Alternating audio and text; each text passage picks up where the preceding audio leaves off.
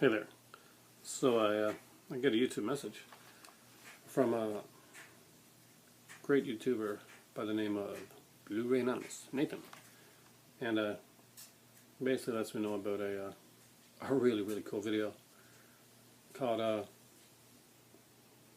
about with Chris Stuckman, another cool YouTuber that I just found out about, and he did the top 5 worst horror remakes and sequels, and that. That's inspired my top worst horror movie remakes and sequels. A bit of response is needed, and here it goes, guys. Here's my top worst horror movie remakes and sequels. Let's bring on the pain.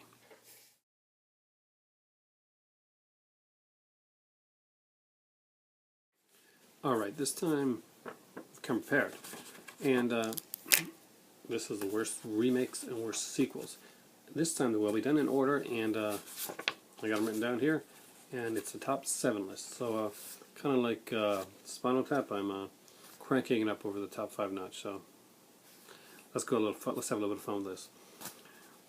Now we'll start with we'll go back and forth. The video that I watched earlier, Chris Stuckman. Subscribe to the guy's channel, by the way. Really interesting stuff. Watched a couple videos afterwards, and just cool stuff. But anyway, I digress. Let's get back to the list, and thanks for the inspiration. Thanks Blu-ray Anonymous for bringing it to my attention and getting me to do this one, and hopefully this will be good. Bring on the pain. We'll start with the remakes, and in the number 7 spot, we have When a Stranger Calls. So, some people actually like this one. Now, what I really hate about this is that it could have been so good. And when I heard that people were using Lance Henriksen in the film, I thought that's pretty good. I like Lance. He's a good actor. And then I found out that Lance's voice was being used, but there's another actor being used. And the other actor is an actor from Sons of Anarchy, and is a good actor whose voice is perfectly reasonable for being used. We're not talking about Legend of the Lone Ranger and William Conrad here. This made no sense. Again, we have Katie Cassidy, who is a horror movie staple and does a great job. She'll be on this list again, by the way. Being killed off for, I don't know, whatever reason. Put a body count in there that is almost non-existent. The movie makes no sense. And yeah, the question still remains. When you have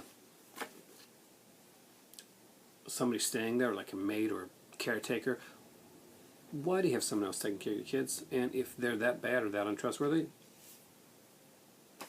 you might kind of want to fire them. That's number 7 on remakes. Now let's do number 7 on sequels. And this one's I didn't like.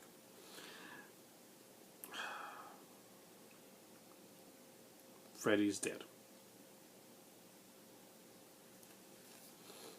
Yeah, and this movie would do what almost nothing good, not even overexposure could do, and kill Freddy Krueger, like literally. Rachel Talalay succeeded. Freddy was dead after this for quite a while, and not even Wes Craven coming back to make New Nightmare, which was actually fairly ingenious, was going to bring this guy back. You killed him.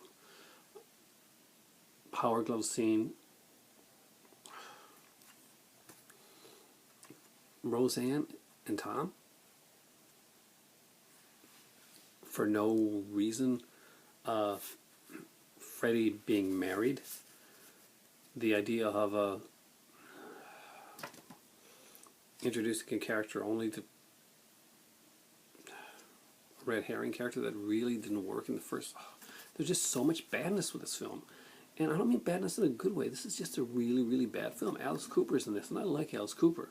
But it's stunt casting in the worst possible way. Alice Cooper, Prince of Darkness, yeah, I like that. Alice Cooper, Freddy's Dead. Aaron, no likey. Aaron, no likey. Number 6, remakes. Godzilla! Yes, Godzilla. Godzilla was a horrible, horrible, horrible remake. Reboot. We're going to go with remakes. And I don't even think it's really a remake. It's a reimagining, redone. But you know what? It's a horrible reimagining. Godzilla is an iconic character. He has an iconic look. And that's crapped all over in this Godzilla remake. The movie is boring. It's CGI effects. And it does use a lot of CGI effects. Are really, really bad. You can kind of see the creatures. I don't know if they're supposed to have jets in their feet or something, because they're not actually stepping on the ground during some scenes. And why does Godzilla suddenly like fish? Where the hell did that come from? Science was not the strong suit for the people in this movie. It was a horrible movie. Godzilla's redesign looked atrocious. The movie was boring. Godzilla should never be boring. And after this, Godzilla would take his suitcase and shuffle on back to the to Japan, where it works. And yeah, Godzilla with Matthew Broderick and the cast of The Simpsons.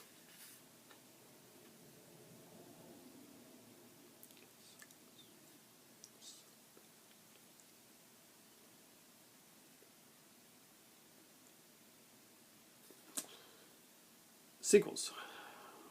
Number 6. Got to get the franchise guys in there. Jason Takes Manhattan. A lot of people love Jason Takes Manhattan. And a lot of people love needles and liver and pain. But it doesn't make it good. Jason Takes Manhattan is a really, really bad movie. The makeup in this one is horrible. It can't seem to decide if Jason's a normal boy or not a normal boy. Jason's not a zombie in this one. He's not even really a killer. He's kind of a ghost type character. He kind of pops up here and there. He's just, he's here by the car. He's up in the building. Jason killed by toxic waste. Yeah. Originally, Jason Goes to Hell was going to be on this list because it's a pretty atrocious movie as well. But, yeah, let's tie that. Jason Takes Manhattan and Jason Goes to Hell, because Jason Goes to Hell is really, really horrible. Couple of decent scenes within the film, but overall a Jason-less Friday the 13th. Actually, no, not a Friday the 13th movie, because Friday the 13th name was taken out, but a Jason-less Jason movie with Jason's name in the title. Wow, that's a really great idea. And while we're at it, let's just change his origin completely. There's demons now. That led to Jason versus Freddy. Didn't make the list. Almost. Number 5, we have The Wicker Man. This is the remix. Now, The Wicker Man is a classic film, and the original Wicker Man is not for everybody. I'm not going to get out there and say everybody's going to go and like The Wicker Man or love it, but you know what? It made sense. Edward Woodward, Brett Eklund, Christopher Lee, really cool stuff. And what do we get with this one? Nicolas Cage. Dude's all kinds of crazy. This is a guy that will bring us not one but 2 Ghost Rider movies. How they take one of my favorite comic book characters and totally make him unwatchable is beyond me. But hey, but back to The Wicker Man.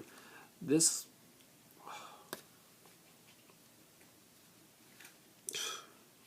you know, seen the scanners? Okay, yeah.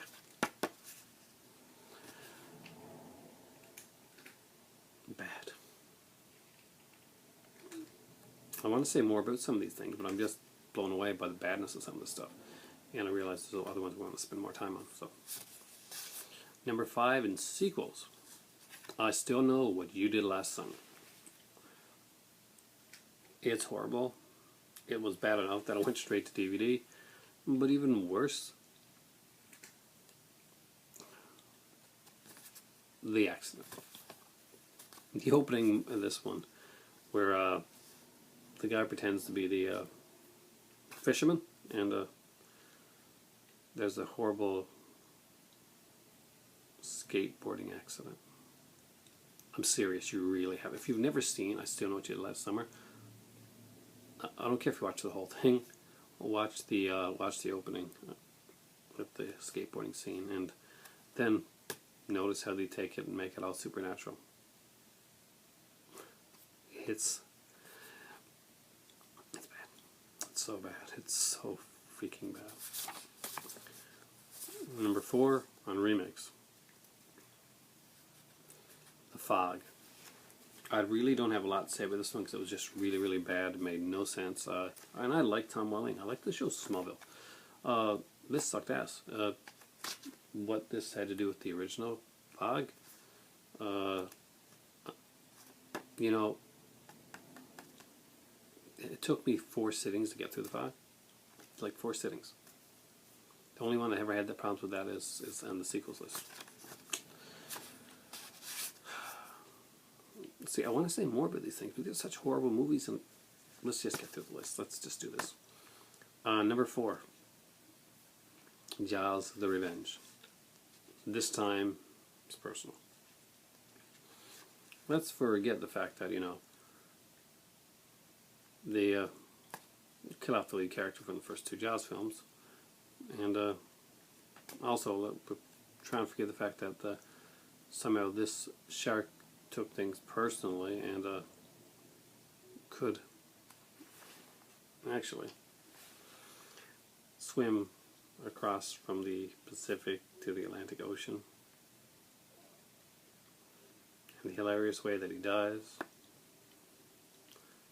I kind of just want to pipe the "they call him Flipper" in this one here when I say this. But seriously, Jaws: The Revenge. Michael Caine need money. He's getting a check. I remember seeing this movie and then having to go back and rewatch Shock to the System again just to see what Michael Caine's like when he's good.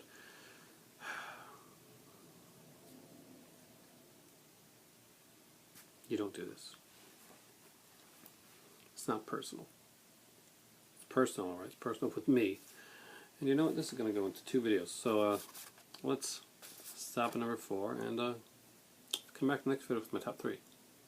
And I'll talk more about those now that the minding stupidities are all out of the way, because my top 3, I like them.